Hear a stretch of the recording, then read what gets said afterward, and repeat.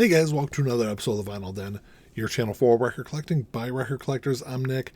It's Tuesday, time to talk about some new releases coming out this Friday, October 18th. There's a little over 400 albums coming out this week. I got 10 on my list for today.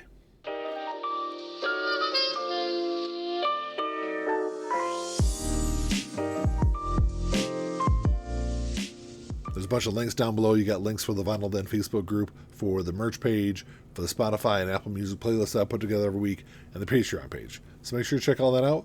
Like always, if you enjoyed the episode, make sure you give me a thumbs up, hit that subscribe button down below, and make sure you hit that notification bell so you're notified every time I release new episodes. Like I said in the intro, there's a little over 400 albums coming out this week. I'm only talking about 10 on the show though today, so if there's something you're looking forward to grabbing that I don't have listed on here, make sure you drop me a comment down below. Let me know what you're looking forward to grabbing this week. And like always, if you're unable to find these in your local brick and mortar stores, they should all be available online. I'll put links down below in the comment section for them. You can always go over to the Vinyl Den Amazon store. All the pre-orders on there. There's new releases on there. There's deals on music. There's vinyl accessories. All sorts of interesting stuff to check out. So the big release for me this week is going to be the third and final album from the MC5. This is Heavy Lifting. There's actually two different versions of this. There's a 1 LP version. It's going to run you about $27. There's a 2 LP version. It's going to run you about $35. The difference between the two is the 2 LP version comes with a bunch of live tracks. They're all part of the Kick Out the Jams 50th anniversary tour that they did a couple of years ago. This is actually the first album from the MC5 since 1971, so it's been a long time since they released music.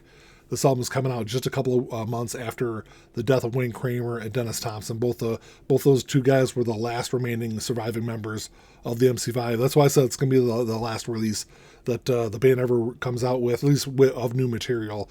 Dennis Thompson wasn't part of this album. It was just Wayne Kramer and like an all-star lineup. He's got some great guys featured on here. He's got Slash, Tom Morello, Vernon Reid, a bunch of other ones. Like I said, just a great lineup to go through. I'm really interested in checking this album out. I don't have it on pre-order. I'll probably end up grabbing the 2 LP version of it just because, like I said, it's got those extra live tracks on there. Of course, the MC5 were one of those bands that really kind of helped lay the groundwork for what punk would become in the 70s. So like I said, definitely one I'm looking forward to checking out this week. Then you got the new album from Jerry Cantrell, I Want Blood, coming out. This is his 4th studio album. It's 2 LP release. It's going to run you about $30 online. So this is the follow-up to Brighton, which he came, I think, was 2021 when that album came out.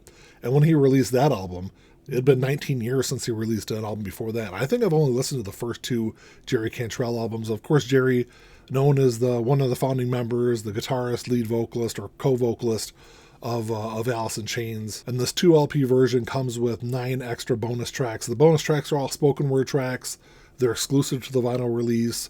He's got some great features on here also. Duff McKagan's on here, Robert Trujillo, Gil Sharon, some really great musicians. You know, it's one I'll add to my stream list to check out this week at least.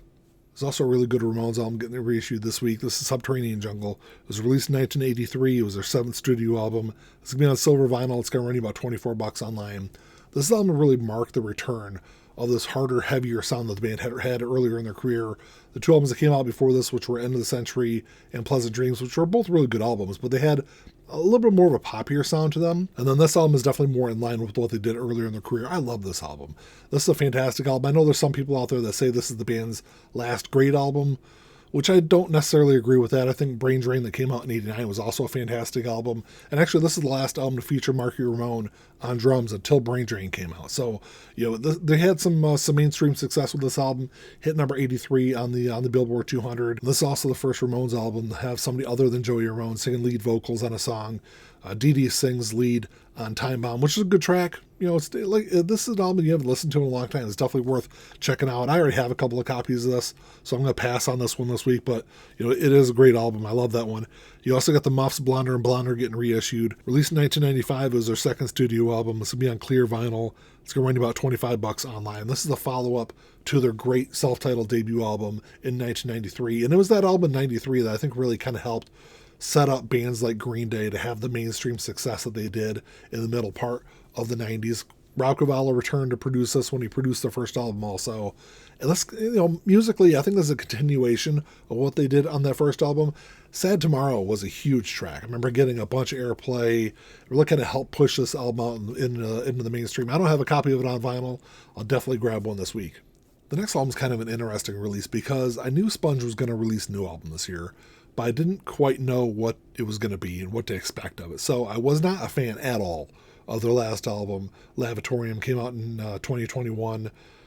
I've listened to it maybe once or twice, and that's about it. I'll probably never listen to it again. But this is going to be a covers album, so it's one I'll definitely stream and check out this week. This is 1994. It's their 10th studio album. It's going to be on yellow vinyl. It's going to run you about $28 online. This is being released to celebrate the incredible music released in 1994, which was a really pivotal year for music, I think. It was, grunge had kind of gone away at that point. Alternative rock really took over, but it was going in a bunch of different directions. And there's some really interesting song choices on this album. You got Supersonic by Oasis, Boys and Girls by Blur, Faded in You by Mazzy Star, No Excuses by Alice in Chains. There's a Stone Temple Pilots song on here. There's a couple other really great tracks. It's one I'll definitely stream and check out this week. Then you get Train Greatest Hits coming out this week. This was released back in 2018. This has never been available on vinyl before. It's a 2 LP release. It's going to run you about $39 online. So this is 15 of the band's biggest hits. And then there's also a cover on here of Careless Whisper by George Michael. I think I know maybe 3 or 4 Train songs. Train is one of those bands where, if I'm going to pick up any of their stuff on vinyl, it's going to be a greatest hits compilation. But the band released this in 2018 in celebration of the 20th anniversary of their debut album. Like I said, it's one that I definitely need to go back through and check out some of their other stuff. There's 2 releases coming out this week. They're both part of the Blue Note Classic series, which I love the Classic series. I love the Tone Poet series. The big difference between the two is the Classic series tends to be about $10 cheaper than the Tone Poet series. But the first one was Art Blakey, A Night in Tunisia. This was released in 1961. These are always mastered by Kevin Gray from the original analog tapes. They're pressed to optimal. They sound absolutely fantastic. I think this is, at least in my opinion, this is one of the best jazz albums of the 60s. There's an incredible lineup he's got on here. He's got Wayne Shorter on here, Lee Morgan, which are 2 of my favorite, other than like John Coltrane, 2 of my favorite jazz musicians of all time. You also got Bobby Timmons on here. The title track is actually a track written by the great Dizzy Gillespie in the early 40s. This is like one of the cornerstones of modern jazz music. I absolutely love this album. It's one I don't have a copy of it on vinyl. I'm definitely going to grab one this week. And then you also got Donald Byrd, Royal Flush coming out. This was released in 1962. Same thing. All mastered by Kevin Gray. Pressed to optimal. It's going to run you about $28 online. So this is a interesting album because it's like this blend of traditional jazz music. And then Donald Byrd is definitely this more like, I guess, improvisational jazz musician. So it's a blend of those two. He's got Pepper Adams on here. He's got a very young Herbie Hancock. And then also Billy Higgins. This is a standout album.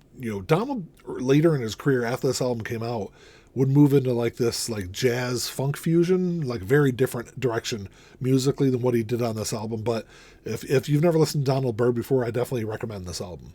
We're also finally getting a copy of Lounge Against the Machine by Richard Cheese, released on vinyl this week. This was released back in 2000. It was his debut studio album. It's going to be on purple vinyl. So if you go on his website, it's like $30 on his website. If you go on Amazon, I think it's like 42 or 43 on there. So if you're not familiar with who Richard Cheese is, he takes really popular songs and does them lounge jazz style. And they're absolutely hilarious. He picks some really interesting tracks to do on his albums. But some of the songs on here he's got is Nookie by Limp Bizkit, Come Out and Play by The Offspring, Creep by Radiohead, Smack My Bitch Up by The Prodigy, Fight for Your Right by The Beastie Boys. Like I said, songs you would not expect to be done lounge jazz style. And, I already have a couple of his albums on vinyl. I've been waiting for this one to finally get released on vinyl. So I'll definitely grab a copy of that this week. And then the last one I got on my list is Tom Petty and the Heartbreakers, Long After Dark. Released in 1982. This is his 5th studio album. This is a 2 LP release. It's going to run you about $40 online. It's all newly remastered. This does have 12 additional tracks on there, 7 of which have never been available before.